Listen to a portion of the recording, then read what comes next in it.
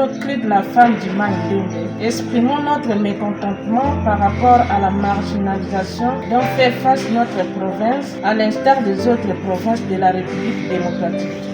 Nous avons tous suivi l'événement malheureux qui vient connaître notre province du Mai-Ndombe, le naufrage de la baleinière HB Solde du Messimbangui en provenance d'Oshwe dans la province du Mai-Ndombe, précisément au village Kempili dans le territoire de Kouliou, le jeudi 21 novembre 2024, où il y a eu mort d'homme.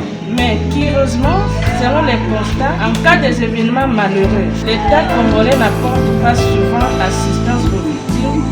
Plus grave encore, l'assistance peut arriver en grand retard par rapport à d'autres provinces qui subissent les mêmes genres de problèmes. Donc le gouvernement central passe outre la province du Mai-Ndombe. On dirait que nous sommes moins congolais que les autres provinces. Jusque-là, les victimes de ce naufrage ne sont pas encore assistées par le gouvernement central. Les réseaux cris de la femme du Mai-Ndombe fustigent le comportement de 2 poids et 2 mesures car le gouvernement assiste plus rapidement d'autres provinces, d'où nous demandons ce qui suit. Au président de la République démocratique du Congo, Félix Tshisekedi Antoine, chef de l'État, champion de la masculinité positive, de penser à la province du Mai-Ndombe et lui a porté si haut pendant les élections de 2023.